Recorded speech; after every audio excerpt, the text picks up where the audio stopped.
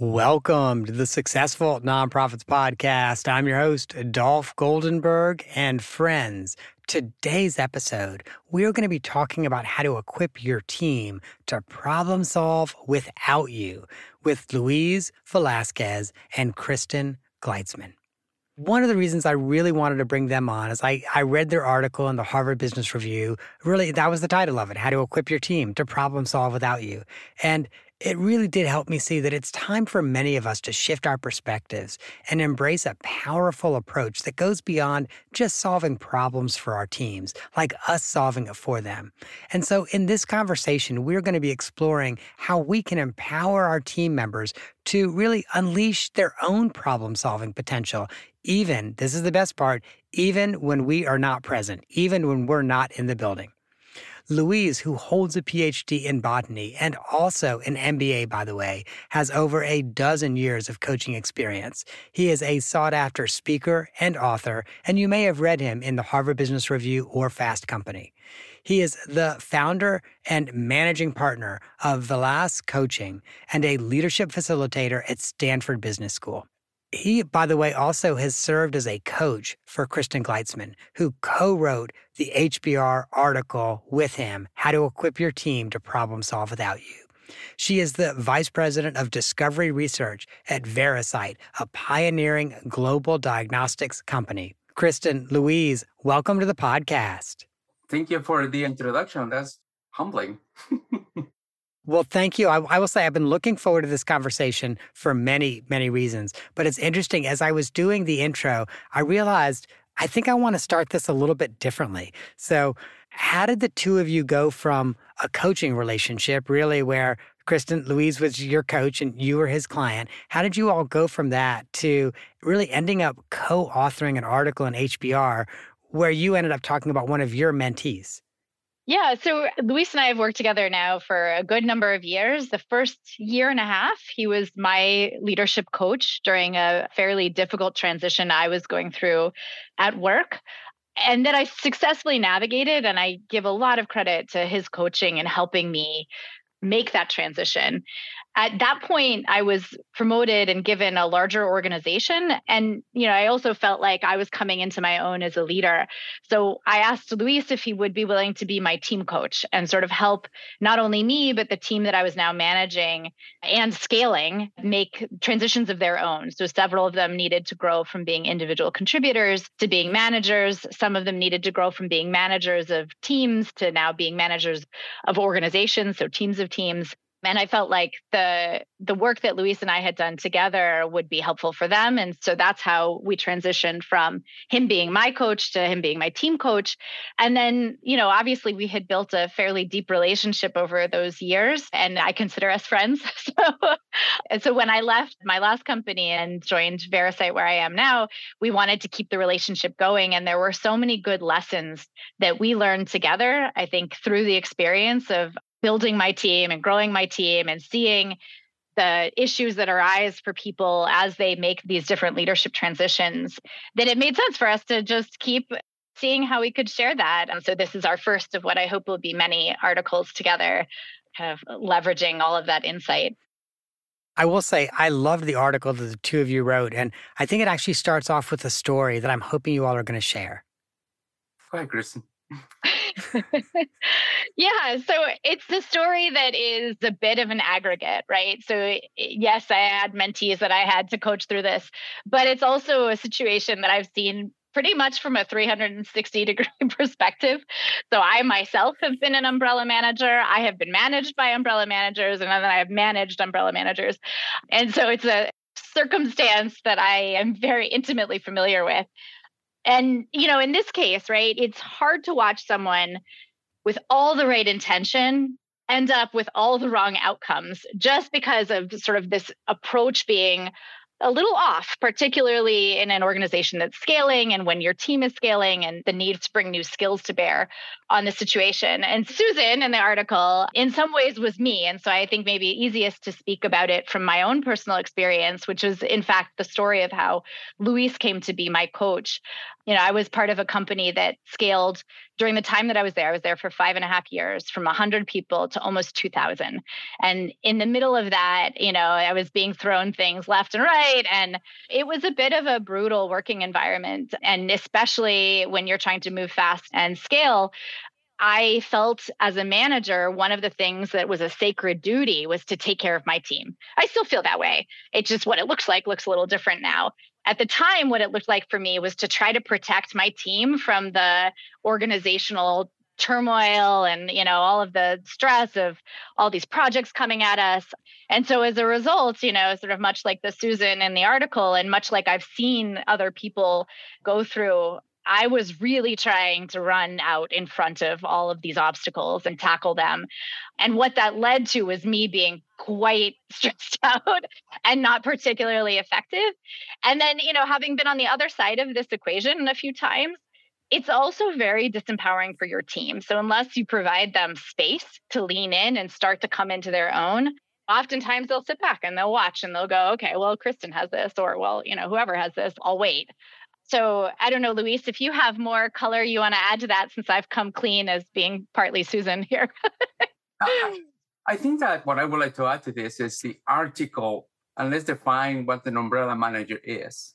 And I think that it comes from the good intentions of the manager to really protect their direct reports, making sure that they are not overworked, making sure that they are not confronted by other individuals that might want to push them in that direction that they might not want to go. So this really comes from really good intentions of trying to protect those individuals. It doesn't come from the perspective of, I want to be in control. I want to be a micromanager. I want to be the person that makes the decisions. That is a completely different mindset. This umbrella manager, which we wrote in the article, is an individual whose intentions was really simply making sure that their team was protected, let's put it that way, and they were not overworked or whatnot. The unintended consequences, as Kristin was saying, is that the good intentions might be there, but the impact on the team and the umbrella manager itself can be quite negative. And so let's talk about that impact, the impact on those team members that are, literally, when we talk about an umbrella, you're literally underneath the umbrella. So are underneath the umbrella manager. I think that the impact to the team is that at the beginning, even though they appreciate the intention, over time, they start seeing that they are not getting the visibility that they want to have. They are not making decisions that they should be making, and they feel micromanaged, even though they are not being micromanaged, but that's the impact that this is having. So over time, not only they start, resenting the leader, but also feeling tight and not empowered to start with. Kristin, is that true? Yeah, no, absolutely. And I think there are kind of two potential outcomes, and either of them is not good. So yes, you have some people who are very strongly independent and want to lean into challenges and just are wired that way, who will feel constrained by being under someone who's sort of so overtly trying to protect them from everything. The other outcome is you've got people who are maybe comfortable with being protected, but they're not growing, right? And so you're limiting their potential by not allowing them to navigate through challenges that they can, maybe it'll be a struggle, right? And we all learn through struggle. It's kind of in that tension that we grow the most. And so when you're depriving people of the opportunity to navigate challenges on their own, you're really depriving them of the opportunity to grow. And so even if they're okay with the situation, it's a huge loss for the organization in terms of growing that next level of leaders. That's one. On the other component of the impact on the leader itself is that the leader becomes the bottleneck for decisions, which completely impedes innovation and speed. What is interesting is that these leaders' peers start having perceptions of this leader as a person that wants to be in control all the time, when the reality is that, her intention is just to protect the team, but they become the bottleneck because they want to be at the front of the decisions, not because they want control, but because they want to protect their teams. So I could envision maybe a manager or leader who hears this and says, okay, fine, I'm just going to be completely hands off. And I imagine, well, there's not a black and white line. There probably is a fuzzy gray line. So can we talk about where that line might be? Yeah, I think that the job of the leader is to provide the rails, the limits of what is it that we need to do and the best outcome. The analogy that I have is that, between the author and an editor, the manager has to be the editor. The editor is the person that, okay, this is the book that we're going to write. This is the subjects, this is the outcome.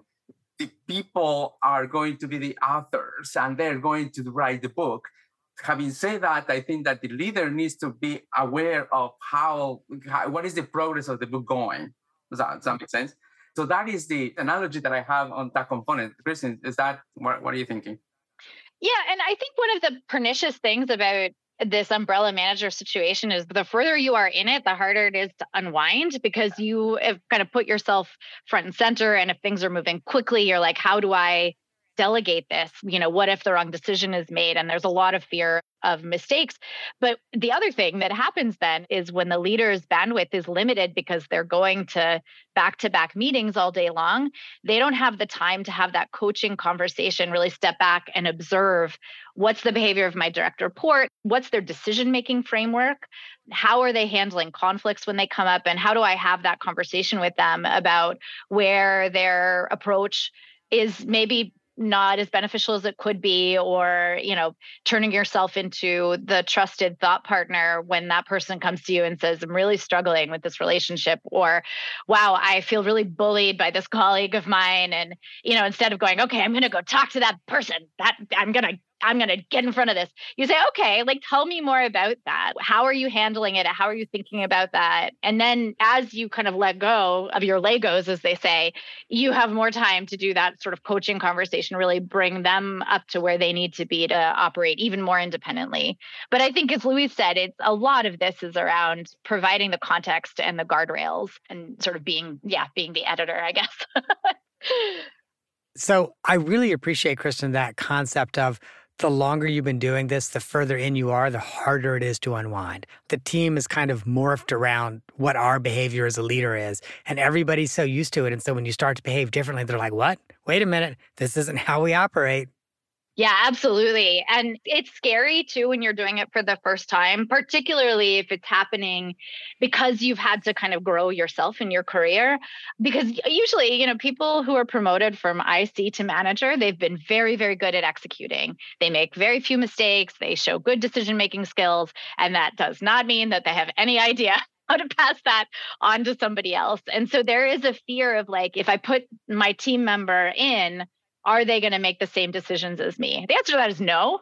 And that's okay. Because again, going back to this guardrails discussion, you have to give them sort of the parameters that they're operating in. And then you have to be okay that they're going to do things differently than you would have. And you have to be okay with some mistakes happening and really strengthen the muscle around how do we come together to recover, not how do we prevent mistakes from happening, because nobody grows in an environment where mistakes can't happen.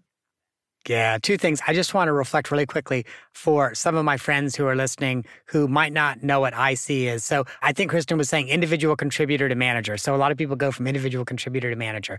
And so I will also say I've lately been grooving on a book by Dan Martell. There's a line that he says that I've actually been using a lot, which is, 80% done by somebody else is 100% awesome.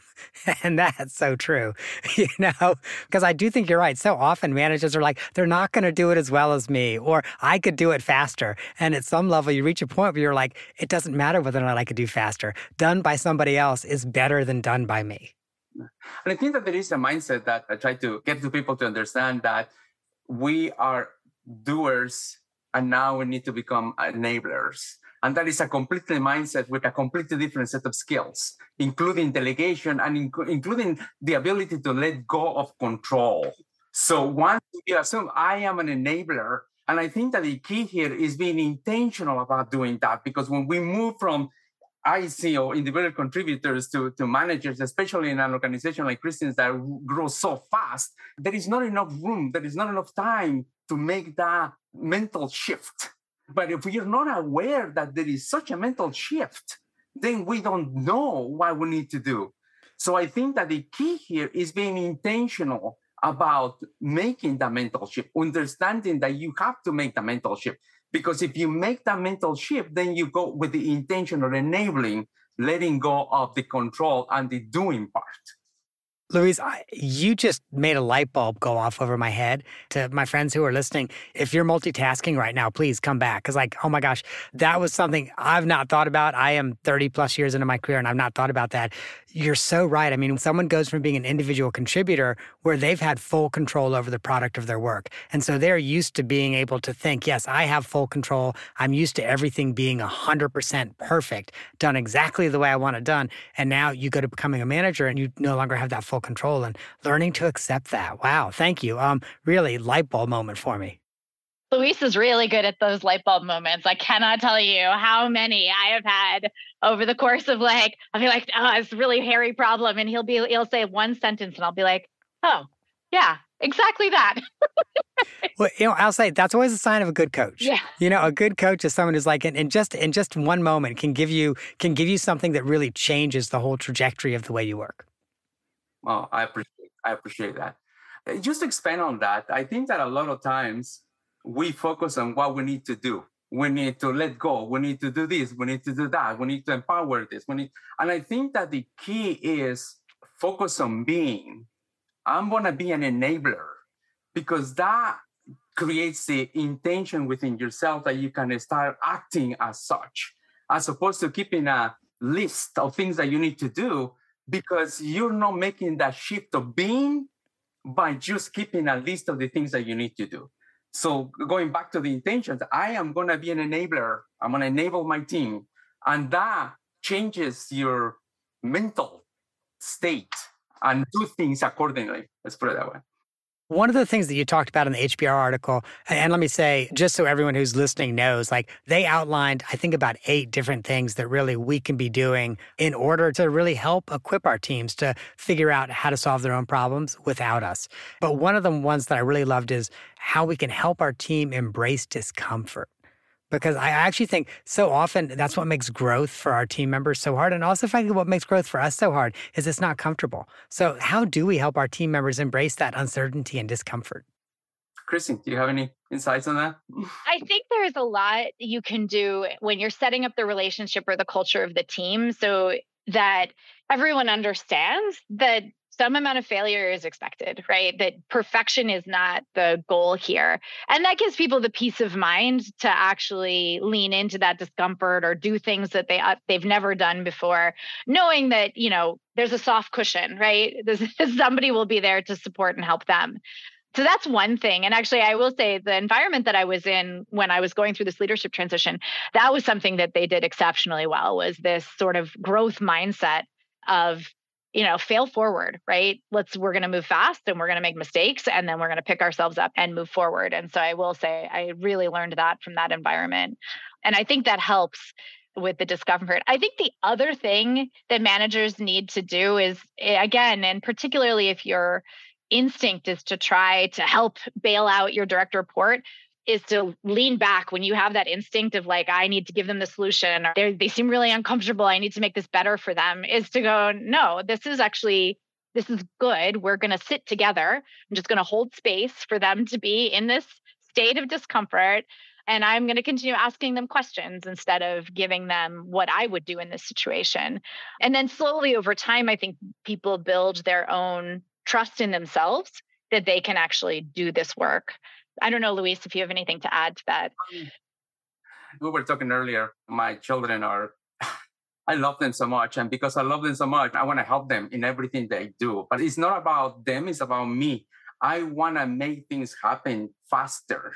So for the kids to do something, how they have to, I can just get up, open the refrigerator and pour up a milk for them. And I think that is similar, the mindset of leaders. They want to make things happen. So sometimes people come with questions and their immediate action is to provide a solution.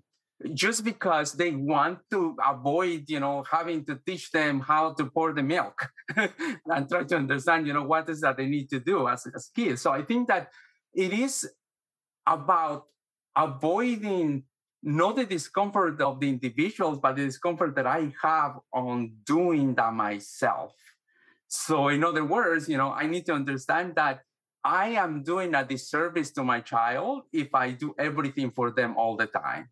Just the same that I'm doing a disservice to my direct reports if I try to solve all of the problems. And it makes it more difficult on me because I am taking a burden that now it creates a dependency of them. That every time that they need something, they're going to come and ask me. I have to give them the answer because that was the expectation. So yeah, I don't know if that helps. I think it does. And I think in the workplace, there's also this sense of, wow, if my team could do everything without me, am I still needed? Which obviously is a false question to really ask. Well, in reality, you're just freed up to do even bigger, better stuff. But I also see where some people are really locked into this role of, well, I'm a manager. My job is to manage people. So if suddenly they don't need to be managed the same way, oh my gosh, what am I going to do? So it's so funny you should say that because I still to this day give myself projects to keep myself out of my team's hair. And those projects, depending on, I lead a very different team than I did at my previous employer where it was a really huge organization. And all of my side projects were around how can I make this organization and its interfaces with all the other parts of the organization move more smoothly. In my current role, it's a little bit different, but usually, it frees you up to ask that question. How can I be adding value? And there's always an answer to that question. There's always something you can be doing, and usually more when you're not in the thick of it trying to solve individual problems that, quite frankly, you've already solved that problem, right? You wouldn't be in the position you're in if that wasn't a problem or a problem like it you had not already solved before. I will share with you early on in my career as a chief executive, I really struggled with that, honestly. And one of my board chairs, who also is now a personal friend, but at one point was a board chair and a professional mentor, she was a West Point grad. I talk about her a lot. And Rhonda used to say to me, delegate and graduate, delegate and graduate. She was like, why are you still doing this? And it would be helpful. Yeah, and I think that the key here is that if you are having trouble letting go of the work that you need to do, you are not looking forward to your own growth and your own career. And I think that delegating is the best way to prepare yourself and your people for promotion. So when you delegate, you free your time to start tackling other things that are bigger that can demonstrate your potential rather than your competence on the work that you're doing right now. Absolutely. Absolutely. So there's one other thing that I really want to make sure that we do have a little bit of a conversation about. And that's also how we as managers and leaders, how we can model those solution-oriented mindsets so that our team sees us really being focused on solutions and not focused on problems that can't be solved. And I know you all have written about that in the article as well. Will you repeat that question again? I'm not very clear. Oh, sure. So in the article, you all talked about modeling a solution-oriented mindset, a mindset on yes, this is solvable, this is figure-outable, and the importance of modeling that with our teams. I think that, and Kristin can attest to this, at one point or another, I think that what we do, it needs to be observable and actionable. And I am very, very fond of having what I call a keystone habit. And a keystone habit is something that you do repetitively that will impact everything you do. So in that case, just asking one question, what are you trying to solve? What options do you have? That alone sends the signal that you're looking for solutions. And most importantly, you're trusting your team to come up with their own as well. It's amazingly simple, the little tweaks that you can do that can completely shift how you see things and how people see you. So a complicated problem doesn't have to have a complicated solution. A lot of people write about optimism and leadership and how important it is. And I think that's, this is one of the ways that you model optimism is leaning into how might we, right? What would need to be true for us to solve this problem? And it is interesting because one of the things, again, when I was operating more as an umbrella manager, is when you have so many things flying at you and you're really trying to catch them all, that sense of overwhelm really impairs your cognitive function. And so all of that creative thinking about, what resources do I need in order to actually solve this problem? All of that is just, I don't think we wrote about this, but it's definitely something that is much harder to tap into. And I see this a lot in that mid-level of manager where they're still trying to figure out how to do that. And they show up at meetings and they're like, I can't do this because of these 12 reasons. You're like, okay. Like, and then you start to ask the question or like, okay, that's, I hear that you're really busy. Let's talk about what would need to be true for this to be, something we work on together. And, these are people not in my organization. This is me coaching, across the organization. But it is interesting that solutions mindset is really, really critical, I think, for people to break out of sort of frontline manager and really think about becoming a leader in a truer sense of the word. Thank you. And Luis, Kristin, I have to make sure we jump to the off the map question. And so I've got an interesting one for you. So imagine that you were able to send a postcard to every person in the United States, but you can only put one message on it. And obviously you each get your own message, but you can only put one message on it. It could be a message that's personal for the individuals, like for everybody, or it could be something that's more professional or business oriented. What message are you going to put on that postcard? Gosh, it's just one or two. well, so I mean, if you could each have one, but if you do have two sides to a postcard, so you could put one on each side.